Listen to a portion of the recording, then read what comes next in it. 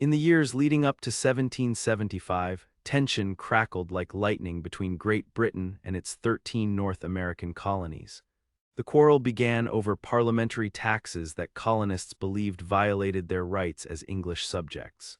Patriots opposed these unconstitutional levies, while loyalists remained faithful to the crown. Violence erupted in the streets of Boston with the infamous massacre of 1770 and the Defiant Tea Party of 1773, where rebels dumped precious cargo into the harbor. Britain's response was swift and punishing, issuing the intolerable acts that closed Boston's harbor and suspended representative government in Massachusetts. By September of 1774, delegates from 12 colonies gathered for the First Continental Congress, where a momentous decision was made. The New England militias would begin preparing for war. General Thomas Gage, military governor of Massachusetts, understood the danger brewing in the countryside. He commanded only a modest force of British regulars in Boston, far too few to crush a full-scale rebellion. Gage knew he had to strike first, seizing the weapons and ammunition that colonial militias had been secretly stockpiling in towns across the region before the Patriots could mobilize their forces.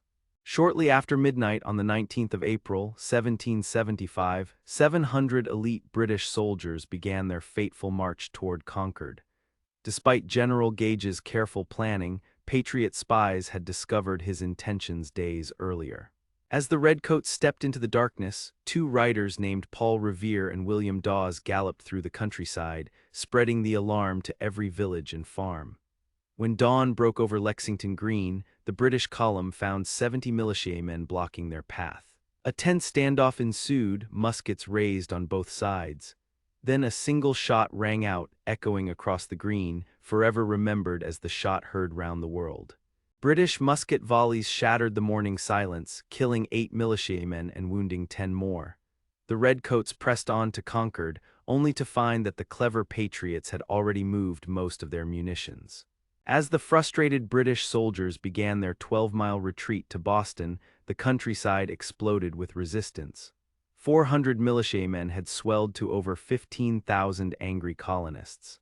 Using guerrilla tactics learned from frontier warfare, the Patriots harassed the British column from behind stone walls, trees, and buildings. By the time the exhausted redcoats reached the safety of Boston, they had suffered 273 casualties. The siege of Boston had begun. Despite their numerical advantage, the Patriots besieging Boston desperately needed heavy artillery. A daring plan was hatched to capture Fort Ticonderoga on the shores of Lake Champlain. On the 10th of May, 1775, Ethan Allen and Benedict Arnold led their men in a surprise dawn assault, capturing the fort without firing a single shot.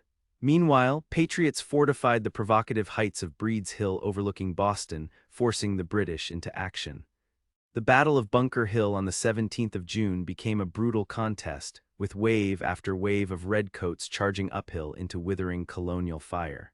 Though the British ultimately seized the hill, they paid a horrific price of over 1,000 casualties for a few acres of blood-soaked ground. The Second Continental Congress assumed leadership of the rebellion and made a choice that would alter history. They appointed George Washington, a tall Virginia planter with military experience, to command the newly christened Continental Army. Washington arrived outside Boston in July of 1775 and immediately began transforming the undisciplined militia into a professional fighting force. In a brilliant winter operation, Colonel Henry Knox hauled captured cannons from Ticonderoga across hundreds of miles of frozen wilderness, loading them onto 42 sleds. When Washington positioned these guns on the heights above the city, the British commander had no choice. On the 17th of March, 1776, the British fleet evacuated Boston, giving the Patriots their first major strategic victory. Encouraged by success, Congress authorized an ambitious invasion of Quebec in Canada, hoping to bring it into the rebellion. The campaign began promisingly with the capture of Montreal, but disaster struck at Quebec City on the 31st of December, 1775. In a blinding snowstorm, American forces assaulted the fortress walls and were crushed, losing their commander, General Richard Montgomery. Meanwhile, in July of 1776, as the Continental Congress boldly declared American independence, British General William Howe arrived in New York Harbor with an overwhelming force. 32,000 professional soldiers, including feared Hessian mercenaries from Germany, prepared to crush Washington's amateur army and end the rebellion once and for all. The Battle of Long Island on the 27th of August became a disaster for American arms. Howe outmaneuvered Washington, flanking his positions and inflicting 2,000 casualties. The Continental Army evacuated New York City, which fell under British occupation on the 15th of September. Through autumn, Washington's forces were hounded across Manhattan, defeated at Harlem Heights, White Plains, and Fort Washington. The desperate retreat continued through New Jersey and across the icy Delaware River. By December, the Continental Army had withered to barely 3,000 ragged, diseased men huddling in makeshift camps. Washington knew that everything depended on the survival of his army, and so he adopted a strategy of avoiding pitched battles while striking only when opportunity presented itself. The British, believing victory was at hand, settled into comfortable winter quarters, confident the rebel army was too weak to threaten them. Washington saw his chance. On Christmas Day, 1776, in a desperate gamble, he led his men back across the ice-choked Delaware River under cover of darkness. The surprise attack on Trenton the next morning caught the Hessian garrison completely unprepared. The stunning victory was followed by another triumph at Princeton on the 3rd of January, 1777. These bold strokes breathed new life into the dying revolution, proving that the Continental Army could still bite back and rekindling hope in the patriot cause throughout the colonies. The year 1777 dawned with British confidence still high. Tories in New York mockingly called it the year of the hangman, for the triple sevens resembled gallows where they imagined patriots would soon swing. General John Bergen launched a grand offensive southward from Canada, intended to slice through New York along the Hudson River and isolate New England. He recaptured Fort Ticonderoga and defeated American forces at Hubbardton. But as Gentleman Johnny pushed deeper into the wilderness, his supply lines stretched dangerously thin. A foraging expedition to Bennington ended in disaster when an entire German detachment was annihilated by Patriot militia. Still, Bergen's pride drove him forward toward his destiny at Saratoga. Bergen's army encountered the Northern Continental forces near Saratoga, New York, commanded by generals who understood how to fight in American wilderness.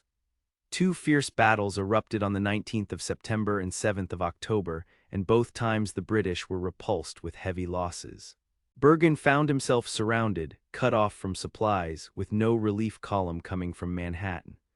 On the 17th of October, 1777, the proud British general had no choice but to surrender his entire army of nearly 6,000 men.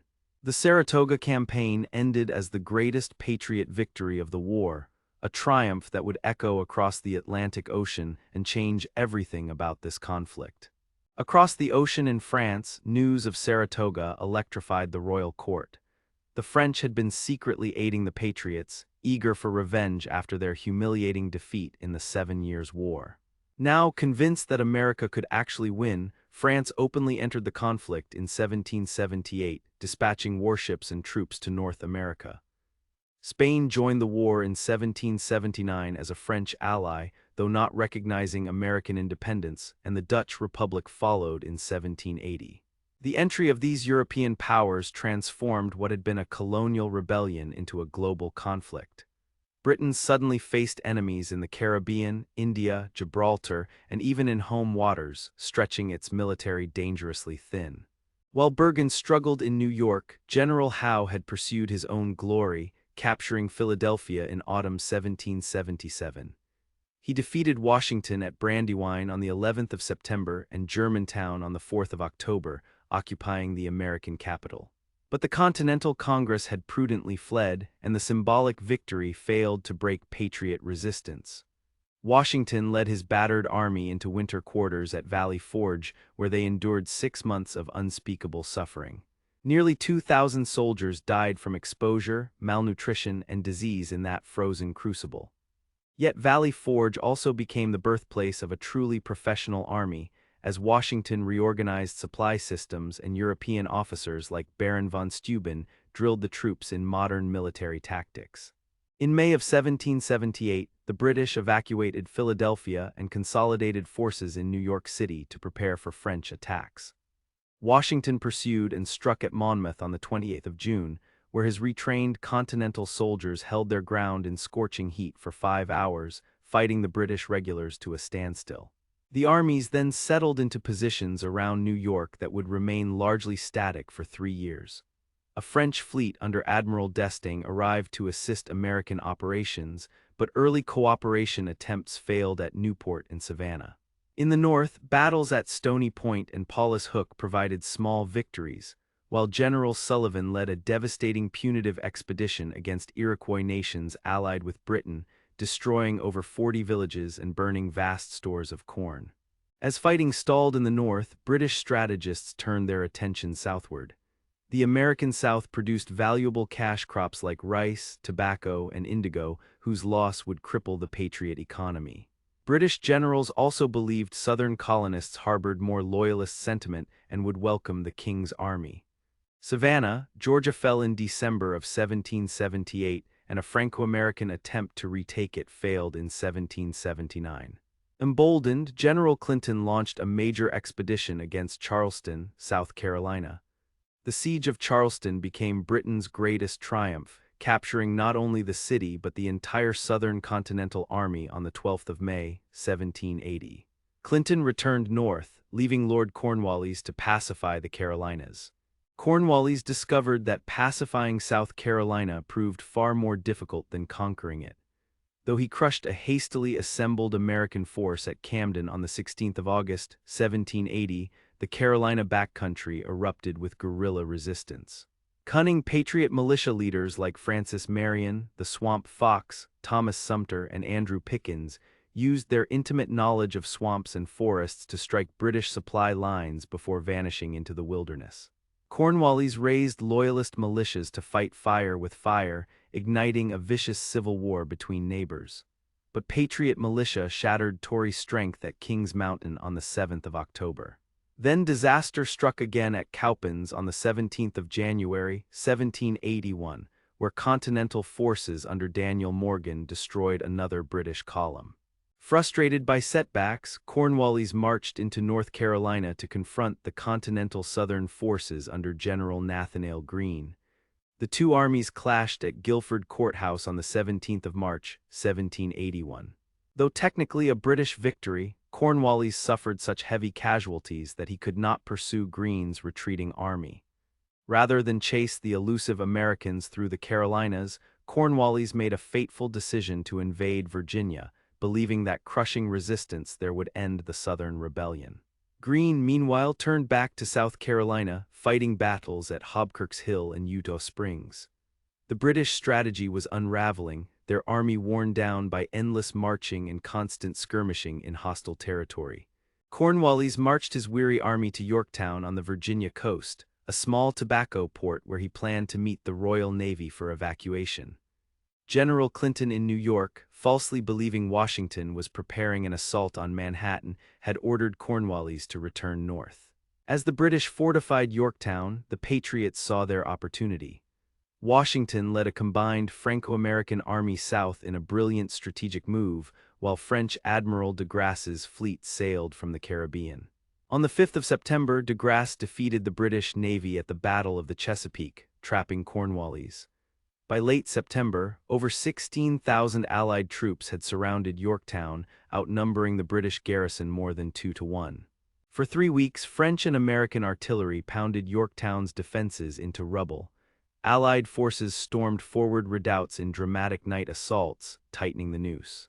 Cornwallis desperately signaled for rescue, but no help came from New York or from the defeated British fleet. On the 19th of October, 1781, with his position hopeless and his men dying, Lord Cornwallis surrendered his entire army of over 7,000 men. As British soldiers marched out and laid down their arms, their band allegedly played a tune called "The World Turned Upside Down," and indeed it had been. The surrender at Yorktown effectively ended major combat operations in the Revolutionary War, though peace negotiations would continue for 2 more years. News of Yorktown shattered British will to continue the fight. Parliament had grown weary of this expensive, bloody war that seemed impossible to win. The ministry that had prosecuted the conflict fell from power and new leadership opened peace negotiations. The Treaty of Paris, signed on the 3rd of September 1783, officially ended hostilities.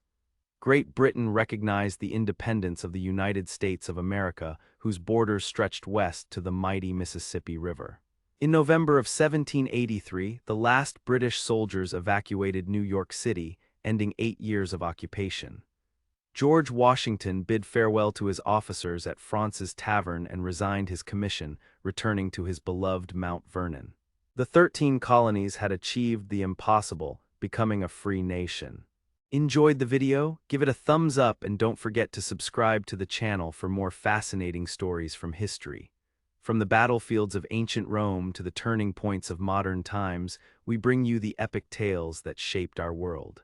Hit that notification bell so you never miss an episode. Share this with anyone who loves American history and drop a comment below telling us which Revolutionary War battle you'd like us to cover in more detail. Thank you for watching, and we'll see you in the next one.